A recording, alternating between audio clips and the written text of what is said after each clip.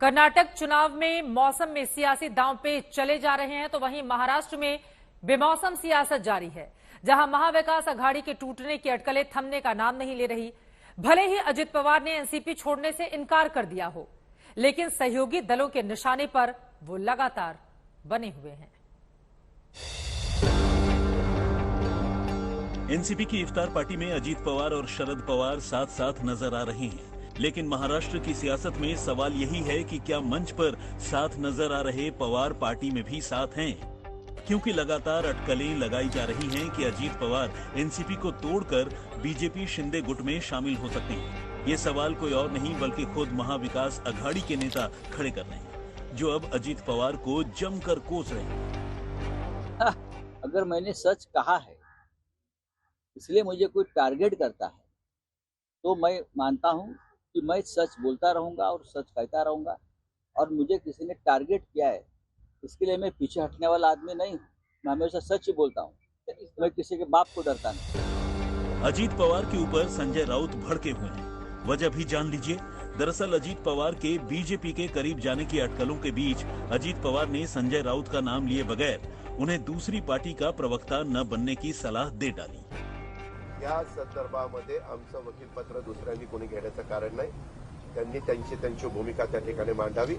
आमची भूमिका मांडण्याच्या करता आमच्या पक्षाचा प्रवक्ता, स्पोक्समन, आमच्या पक्षाचे नेते राष्ट्रीय स्तरावरचे असतील, राज्याच्या स्तरावरचे असतील, हे त्या बाबतीमध्ये मजबूत आहे। फिर क्या था, अजित पवार पर संजय राउत के हमले तेज हो गए। वहीं वो एनसीपी के बाकी नेताओं को भी निशाने पर लेने लगे। जाइए प्रफुल्ल पटेल जी के यहाँ और उनको पूछे कि आपके ऊपर प्रेशर है या नहीं।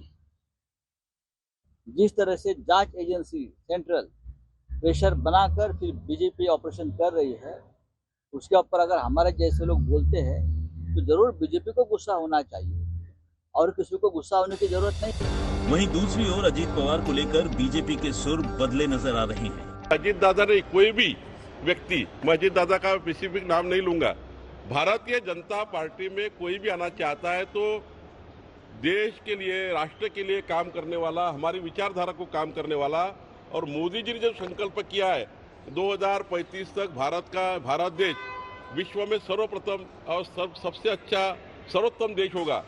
मोदी जी का संकल्प पूरा करने के लिए जिनको लगता है कि हमने मदद करनी चाहिए, उनको सभी को भारतीय जनता पार्टी में उनके प्रवेश को मान्यता है, उनका अभिनंदन है। साफ है कि भले ही अजित पवार बीजेपी के साथ जाने से इनकार कर रहे हों, लेकिन महाराष्ट्र की सियासत में एनसीपी की खिचड़ी जरूर पकड़ी, जिसकी खबरें अब उनके सहयोगी दलों को बेचैन कर रही हैं, क्योंकि शिवसेना और कांग्रेस दोनों के नेता लगातार अजित पवार की भूमिका पर सवाल खड़े कर रहे हैं। आज तक ब्यूरो।